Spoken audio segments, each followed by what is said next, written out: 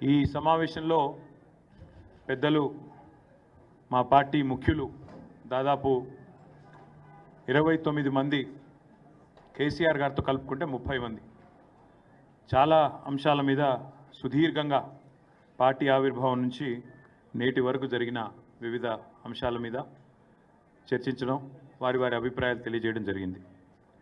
ముఖ్యంగా ఒక ప్రాంతీయ పార్టీగా ఆవిర్భవించి ఒక లక్ష్యం కోసం ఉద్భవించి తెలంగాణ ప్రజల సామాజిక స్థితిగతులను కంప్లీట్గా మార్చాలి అంటే తెలంగాణ రాష్ట్ర ఏర్పాటే ఒక చారిత్రక అవసరం అని చెప్పి భావించి ఆనాడు పెద్దలు కేసీఆర్ గారు ఏ మాట అయితే జలదృశ్యంలో పార్టీ ఏర్పాటు నాడు చెప్పినారో దానికి అనుగుణంగా మరి ఈ 25 ఏళ్ళు పూర్తి చేసుకోవడం, 24 ఏళ్ళు పూర్తి చేసుకొని 25వ ఏట పార్టీ అడుగుపెట్టడం అంటే ఇది కేవలం ఒక పార్టీ ఉత్సవంగా కాదు, తెలంగాణ ప్రజల ఉత్సవంగా జరపాలి, తెలంగాణ ప్రజల పండుగలాగా ఈ బీఆర్ఎస్ యొక్క రజతోత్సవ సంవత్సరం జరగాలి అని సమావేశంలో అందరూ కూడా అభిప్రాయపడ్డారు. ఎందుకంటే తెలంగాణ చరిత్ర కనుక చూస్తే ఎన్నో ప్రజాస్వామిక విప్లవ పోరాటాలకు పురిటిగడ్డ తెలంగాణ సాయుధ పోరాటం నుంచి మొదలు పెడితే ఆ తర్వాత జరిగిన పోలీస్ యాక్షన్, ఆ తర్వాత జరిగిన తెలంగాణ తొలిదశ ప్రజా పోరాటం, ఆ తర్వాత అల్టిమేట్గా కేసీఆర్ గారి నాయకత్వంలో 2001వ సంవత్సరం నుంచి ప్రారంభమై 14 సంవత్సరాలు సుదీర్ఘంగా పోరాటం చేసి చివరికి మరి అల్టిమేట్గా కలిసి వచ్చే కాలానికి నడిసొచ్చే కొడుకు వస్తాడన్నట్టుగా మరి తెలంగాణ తల్లి విముక్తి కోసం ఎదురు చూసే క్రమంలో చరిత్ర ప్రసవించిన ఒక బిడ్డ టీఆర్ఎస్. మరి అలాంటి సంస్థ 25 ఏళ్ళు పూర్తి చేసుకోబోతూ ఉండడం అనేది డెఫినెట్గా ఇది తెలంగాణ సామాజిక చరిత్రలో ఒక ఉజ్వల ఘట్టంగా ఈ సమావేశం పూర్తి స్థాయిలో అభిప్రాయపడింది. తెలంగాణకు ఏనాటికైనా ఒక రక్షణ కవచం, తెలంగాణ ప్రజల ప్రయోజనాలకు ఒక రక్షణ కవచం బీఆర్ఎస్ అని చెప్పి కూడా అందరం కూడా అభిప్రాయాన్ని వ్యక్తం చేయడం జరిగింది. పెద్దలు మా పార్టీ అధ్యక్షులు ఇవాళ మాకు గతం గురించి, ఏ పరిస్థితుల్లో తెలంగాణ తల్లడిల్లిపోయింది, ఎన్ని రకాల విపత్తులతో తెలంగాణ ప్రజలు తలపడ్డది, ఎన్ని రకాల విపత్తులతో తెలంగాణ ప్రజలు ఇబ్బంది పడ్డది, కాంగ్రెస్ పార్టీ మొదటి నుంచి ఎంత కర్కశంగా తెలంగాణ ప్రజలను అవమానించింది, ఎన్ని రకాలుగా హింసించింది, ఇవన్నీ కూడా సోదాహరణంగా చెప్తూ గతంలోని పోరాటాలన్నింటినీ గుర్తు చేసుకుంటూ మననం చేసుకుంటూ సాయుధ పోరాటం కానీ, ఇడ్లీ సాంబార్ గోబ్యాక్ ఉద్యమం కానీ, ఆ తర్వాత జరిగిన తెలంగాణ ఉద్యమం కానీ, ఆ తర్వాత కాంగ్రెస్ చేసిన మోసం, అదేవిధంగా ముల్కీ రూల్స్ని చట్టబద్ధమే అని చెప్పి సుప్రీంకోర్టు తీర్పునిస్తే దాన్ని కూడా బేఖాతరు చేస్తూ రాజ్యాంగ సవరణ చేయడం కానీ, ఇవన్నీ కూడా వారు గుర్తు చేసుకుంటూ అల్టిమేట్గా తెలంగాణ పోరాటంలో ఎన్ని ప్రాణాలు త్యాగమైతే, ఎంతమంది పోరాటం చేస్తే ఈరోజు మనకి రాష్ట్రం వచ్చింది, కేసీఆర్ గారు మా అందరికీ కూడా గతాన్ని గుర్తు చేయడంతో పాటు రాష్ట్రంలో ప్రస్తుత రాజకీయ పరిణామాలను స్పృశిస్తూ పార్టీ తరఫున రాబోయే కాలంలో చేయాల్సిన కార్యక్రమాల విషయంలో కూడా చాలా వివరంగా దిశానిర్దేశం చేసినారు. ముఖ్యంగా అందరి అభిప్రాయం కూడా ఏమి అంటే ఇవాళ తెలంగాణ రాష్ట్ర ప్రజల ప్రయోజనాలు కాపాడాలి అంటే ఒక బీఆర్ఎస్కి మాత్రమే అది సాధ్యమవుతుందని ఇవాళ రాష్ట్రంలో ప్రజలందరికీ కూడా అర్థమైంది. కాబట్టే ఖచ్చితంగా కేసీఆర్ తిరిగి రావాలి అనే మాట నిన్న చూసినాం. మనం ఎవరు కూడా ఆర్గనైజ్ చేయలేదు. కేసీఆర్ గారి జన్మదినం సందర్భంగా తండోపతండాలుగా వేలాది మంది స్వచ్ఛందంగా కేసీఆర్ గారిని వెతుక్కుంటూ వారి నియోజకవర్గానికి పోయిన పరిస్థితిని కూడా మనం చూసినాం. అందుకే ఇవాళ సమావేశం యొక్క ముఖ్యమైన ఆలోచన ఏంటంటే అందరి అభిప్రాయం కూడా ఏంటంటే మాకు అధికారమే పరమావిధిగా పనిచేసే ఆలోచన లేదు. తెలంగాణ అస్తిత్వ పరిరక్షణ ముఖ్యం, తెలంగాణ ప్రజల ప్రయోజనాల పరిరక్షణ ముఖ్యం, వాటి కోసం పనిచేయాలని చెప్పి సమావేశం ఈరోజు అభిప్రాయపడ్డది. ఇందాక నేను చెప్పినట్టు ఈ 25వ సంవత్సరం సిల్వర్ జూబ్లీ ఉత్సవాలు, రజతోత్సవాల్ని సంవత్సరం మొత్తం కూడా ఒక సంవత్సరం పాటు నిర్వహించాలని చెప్పి కూడా స్థూలంగా ఒక ఆలోచనకు వచ్చినాం. అయితే ఈ నిర్వహణకు సంబంధించి ఎందుకంటే చాలామందిని ఇన్వాల్వ్ చేయాల్సి ఉంటుంది, వివిధ వర్గాలు ఎట్లా అయితే తెలంగాణ ఉద్యమంలో అందరినీ కలుపుకొని సకల జనుల సమ్మె నడిపించిన ఆనాడు తెలంగాణ పోరాటంలో వినూత్నమైన పోరాట రూపాలు సడక్ బంద్ కావచ్చు, రహదారుల దిగ్బంధం కావచ్చు, వంట వార్పు కావచ్చు, అట్లా ఎన్నో రకాల వివిధ ఉద్యమ పోరాట రూపాలని ఆనాడు ఆవిష్కరించిన ఆ ఘనత టీఆర్ఎస్ది. కాబట్టే ఈ రజతోత్సవాల సందర్భంగా కూడా వినూత్నంగా కార్యక్రమాలు నిర్వహించాలి, ప్రజల్ని మమైకం చేస్తూ ఉద్యమ సహచరులందరినీ కూడా మళ్ళీ తిరిగి ఒక్కటి చేస్తూ ముందుకు పోవాలనే ఆలోచన చేస్తూ ఉన్నాం. దానికి సంబంధించి రాబోయే వారం రోజుల్లో పెద్దలు కేసీఆర్ గారు కొన్ని కమిటీలను కూడా, ఎందుకంటే ఈ ఉత్సవాల నిర్వహణకు కొన్ని కమిటీల అవసరం కూడా ఉంటుంది కాబట్టి మరి కొంతమంది సీనియర్ నాయకులతో, పార్టీ ముఖ్యులతో, అదేవిధంగా పార్టీ ఏతర వ్యక్తులతో, తెలంగాణ ఉద్యమంతో పెనవేసుకొని అనుబంధం ఉన్న వ్యక్తులతో కూడా కొన్ని కమిటీలను కూడా ఈ రాబోయే వారంలో ప్రకటించబోతా ఉన్నాం. అదేవిధంగా తెలంగాణ రాష్ట్రం కోసం ఒకసారి అరుణ్ జైట్లీ గారు ఒక మాట చెప్పారు మేము పోయినప్పుడు ఢిల్లీలో. It is very rare to see a good agitator also turn into a good administrator. అంటే ఆందోళన చేయడం మాత్రమే కాదు, పరిపాలన చేయడం కూడా అద్భుతంగా కేసీఆర్ గారు చేస్తున్నారు అంటూ వారు కితాబ్ ఇచ్చిన విషయాన్ని ఎందుకు గుర్తు చేస్తూ ఉన్నా అంటే, 10 ఏళ్ల పాటు కేసీఆర్ గారి నాయకత్వంలో సమర్థవంతంగా భారతదేశానికి ఆదర్శంగా ఒక మార్గదర్శిలా నిలబడ్డ తెలంగాణ గత 14-15 నెలలుగా సంక్షోభంలో ఎట్లా తల్లడిల్లుతున్నదో ఇవాళ ఖచ్చితంగా మళ్ళీ ఒకసారి ప్రధాన ప్రతిపక్షంగా ఈ ప్రభుత్వ వైఫల్యాలను ఎండగట్టాల్సిన బాధ్యత కూడా మా మీదనే ఉన్నది అని చెప్పి కూడా ఈ సమావేశం అభిప్రాయపడ్డది.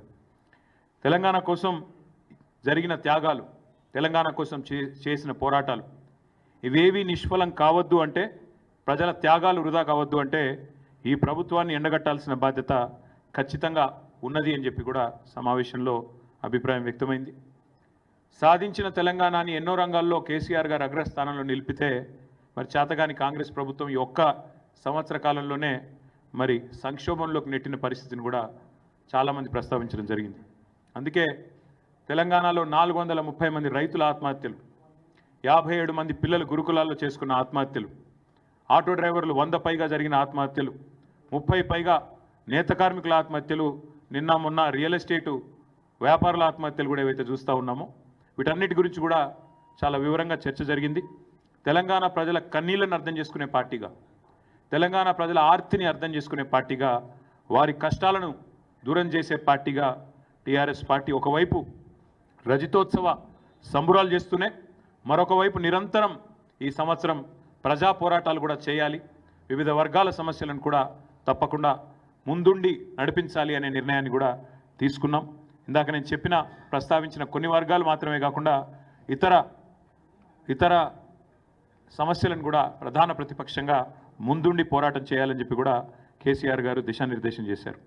దాంతోపాటు సంస్థాగత నిర్మాణం, పార్టీ యొక్క సంస్థాగత నిర్మాణం కూడా పటిష్టంగా చేయాలి అనే ఆలోచన కూడా చేయడం జరిగింది. దానికి అనుగుణంగా మరి ఒక కార్యాచరణను కూడా ప్రకటించబోతా ఉన్నాం. ఏప్రిల్ 2వ వారంలో పార్టీ యొక్క ప్రతినిధుల సమావేశం, డెలిగేట్స్ మీటింగ్ ఒకటి హైదరాబాద్లో ఉంటుంది. ఎక్కడ అనేది డేటు, అదేవిధంగా ఎక్కడ అనేది మళ్ళీ ప్రకటిస్తాము.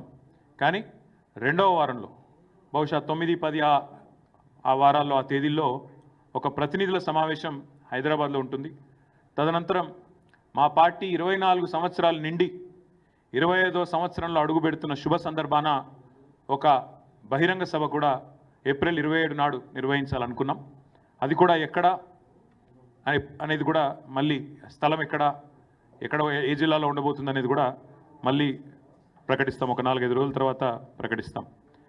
అదేవిధంగా 12 నెలల పాటు రజతోత్సవ సంవత్సరంలో 12 నెలలు కూడా వివిధ రకాల కార్యక్రమాలు వివిధ వర్గాలతో మమేకమయ్యే విధంగా చేయాలి అనే ప్రతిపాదన చాలామంది మిత్రులు చేశారు.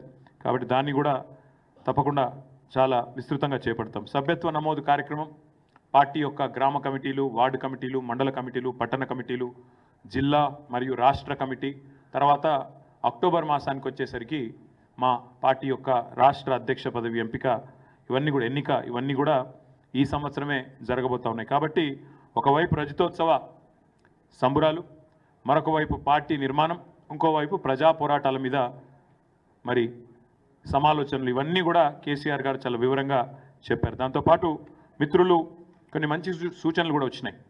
శిక్షణా శిబిరాలు నిర్వహించాలి. మన పార్టీ కార్యకర్తలకే కానీ, విద్యార్థి విభాగమే కానీ, ఫ్రంటల్ ఆర్గనైజేషన్స్ అయిన మహిళా విభాగం, మైనారిటీ విభాగం, కార్మిక విభాగం, వీరందరినీ కూడా యాక్టివేట్ చేయాలి. శిక్షణ కార్యక్రమాలు, సోషల్ మీడియా కమిటీలు ఇవన్నీ వేయాలని చెప్పి కూడా చాలామంది మిత్రులు సూచనలు చేసినారు. మరి వాటిని కూడా దాదాపు ఇందాక నేను చెప్పినట్టు 30 మంది మిత్రులు ఎవరెవరైతే మాట్లాడినారో ఇవన్నీ కూడా చాలా వివరంగా చర్చ జరిగింది. అదేవిధంగా చాలామంది ప్రజా సమస్యలు కూడా చాలా విస్తృతంగా చెప్పారు. ఇంకా ఎండాకాలం రానేలేదు, కరెంటు కోతలు, తాగునీటి ఇబ్బందులు, విద్యా వైద్యం విషయంలో దారుణ వైఫల్యం, ఇవన్నీ కూడా ఇవాళ ప్రజలు ఎత్తి చూపుతా ఉన్నారు. వాటి విషయంలో కూడా విస్తృతమైన చర్చ జరిగింది.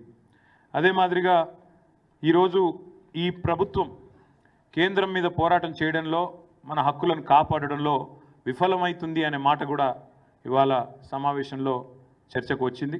ముఖ్యంగా కృష్ణా జలాల విషయంలో కాంగ్రెస్ పార్టీ, కాంగ్రెస్ ప్రభుత్వం రాష్ట్ర ప్రయోజనాలతో చెలగాటమాడుతున్నదనే మాట కూడా మిత్రులు నల్గొండ జిల్లాకు సంబంధించి జగదీష్ రెడ్డి గారు, మహబూబ్నగర్ సంబంధించి నిరంజన్ రెడ్డి గారు, ఇంకా శ్రీనివాస్ గౌడ్ గారు, ఇతర మిత్రులు కూడా ఈ విషయంలో చాలా విస్తృతంగా వారు కూడా చర్చ పెట్టడం జరిగింది. ఈ అంశంలో కూడా ఖచ్చితంగా కృష్ణా జలాల విషయంలో తెలంగాణకు గనక ఈ కాంగ్రెస్ ప్రభుత్వం అన్యాయం చేసేదానికి ఇదే మాదిరిగా ప్రేక్షక పాత్ర వహిస్తూ కేంద్రం మీద పోరాటానికి నడుం బిగించకపోతే మా పార్టీ తరఫున తప్పకుండా కార్యాచరణ కూడా రూపొందిస్తాం, పోరాటాలు కూడా చేస్తాం. అట్లాగే ఇవాళ ఈ రాష్ట్రంలో ఒక విచిత్రమైన పరిస్థితి కనబడుతూ ఉంది.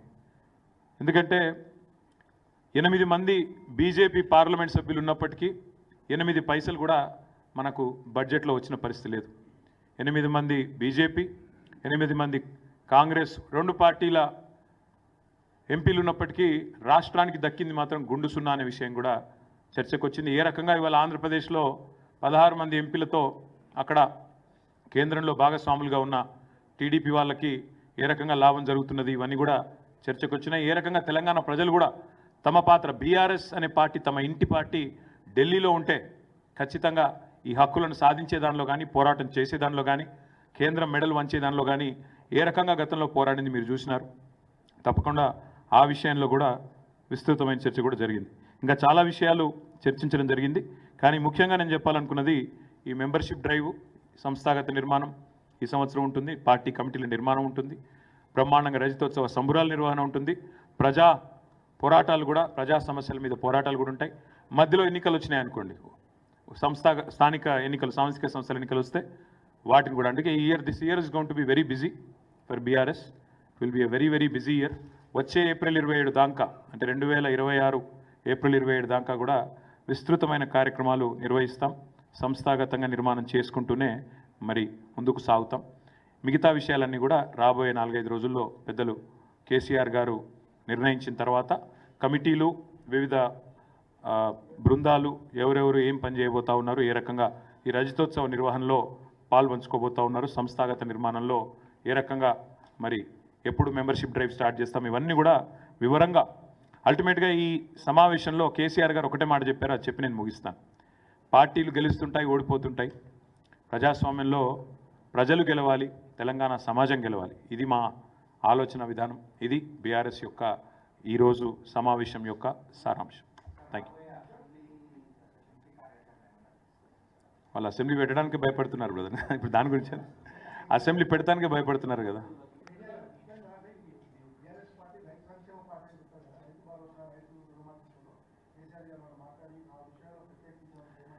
కేసీఆర్ గారు పార్టీ ఇప్పటిదాకా ఈ గత 14 నెలలుగా చేస్తున్న వివిధ కార్యక్రమాలు, ముఖ్యంగా నిరంజన్ రెడ్డి గారి నేతృత్వంలో మొన్న రైతు స్థితిగతుల అధ్యయనానికి ఒక కమిటీ ఏదైతే తీసుకున్నామో వారు చక్కగా పనిచేస్తున్నారు, జిల్లాల పర్యటనలు చేస్తున్నారు.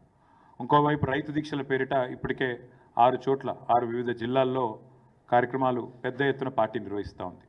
ఆ విషయంలో పార్టీ నాయకులు, కార్యకర్తలు చూపుతున్న చొరవను, మరి రైతుల కోసం పడుతున్న తపనను కేసీఆర్ గారు అభినందించారు, కొనసాగించమని చెప్పి కూడా ఆదేశించారు. కాకపోతే కేవలం రైతు సమస్యలే కాకుండా కార్మిక వర్గాల సమస్యలు ఉన్నాయి. ఇప్పుడు మహిళా దినోత్సవం రాబోతా ఉన్నది. మరి మహిళల్ని ఈ ప్రభుత్వం చేసిన మోసం, జనగణన కులగణన పేరుతో బీసీలను ఈ ప్రభుత్వం వంచిన విషయం, ఇవన్నీ కూడా చర్చకు వచ్చినాయి. అందుకే కొన్ని చెప్పాను, కొన్ని చెప్పలేదు. కానీ చాలా విషయాలు, దాదాపు 30 మంది వక్తలు మాట్లాడారు, 4.5 గంటల సమావేశం. కాబట్టి మీరు అర్థం చేసుకోవచ్చు, రాష్ట్రంలో బహుశా ఈరోజు మీ పేపర్లో రాని సమస్యలు కూడా అక్కడ చర్చకు వచ్చినాయి. కాబట్టి అన్ని విషయాలు కూడా కూలంకషంగా మాట్లాడడం జరిగింది. మేము అడిగింది ఏంది ఒక్క నిమిషం, మేము అడిగింది మీరు చేసిన కులగణన తప్పుల తడక రీసర్వే చేయండి అన్నాం. మళ్ళీ ఒక పరిహాసం మాదిరిగా ఒక జోక్ లాగా ఎంత సిల్లి అండి, నాకు అర్థం కాదు. అసలు కామన్ సెన్స్ ఉందా ముఖ్యమంత్రికి? అసలు ఇప్పుడు కేసీఆర్ గారు కేటీఆర్ గారు పాల్గొనలేదని పదే పదే పదే పదే పాడిందే పాట అన్నట్టు అది చెప్తా ఉన్నాడు. నా ఎలక్షన్ అఫిడవిట్లో నా కులం లేదా? నాది ఏం తెలుసుకునేది? కొత్తగా ముఖ్యమంత్రి సంవత్సరం నుంచి తవ్వుతూనే ఉన్నాడు నా మీద. ఏం కేసు పెట్టాలని నా గురించి తెలియదేముంది ఆయనకు? ఆస్తుల వివరాలు ఉన్నాయి, నా కులం పేరు ఉన్నది, నా అన్నీ ఉన్నాయి. ఆయన దగ్గర లేనిదేం పాడైంది? అసెంబ్లీ స్పీకర్ అడిగితే ఆయన ముఖాన కొడతాడు. నేనేమంటున్నా అంటే చిల్లర మదాకులు చేయొద్దు. ముఖ్యమంత్రి అంటోడు ఈ చిల్లర మదాకులు చేయొద్దు. నీకు బీసీలో మీ చిత్తశుద్ధి ఉంటే 42% రిజర్వేషన్ ఎట్లిస్తావో చెప్పు. రాహుల్ గాంధీ ఏం చేస్తాడో చెప్పు. నీ పార్టీ ఏం చేస్తుందో చెప్పు. బీసీల మీద ప్రేమ ఉంటే 42% రిజర్వేషన్ ఇచ్చే మాట నిజమే అయితే ఎట్లా నీ కార్యాచరణ ఏందో చెప్పు. ఇంకొక మాట, ఇలా చాలా సిల్లీగా మాట్లాడుతున్నాడు. ఎట్లా సాధ్యమవుతుందని మాట్లాడుతున్నాడు. మరి ఎట్లా సాధ్యమవుతుందని ఎలక్షన్ల ముందు తెలియదా?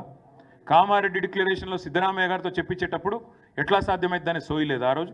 అంటే ఓట్ల కోసం ఏదైనా మాట్లాడచ్చు, బీసీలను మోసం చేయొచ్చు.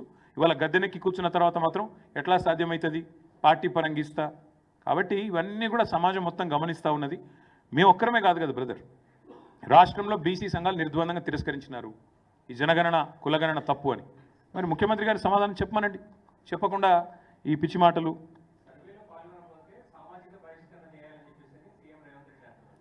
ఎవరిని ఎవరు బహిష్కరిస్తారో చూద్దాం బ్రదర్. ఎందుకంటే ఆయన ఎవరు దేక్తలేడు, ఆయన బాధ ఆయనకుంది. మంత్రులు పట్టించుకుంటలేరు, పార్టీలో వర్కింగ్ ప్రెసిడెంట్ పట్టించుకుంటలేడు, ప్రజలు పట్టించుకుంటలేరు. బయటకు పోదామంటే భయం అవుతుంది, ఇంట్లో కూడా పట్టించుకుంటారో లేదో డౌటు.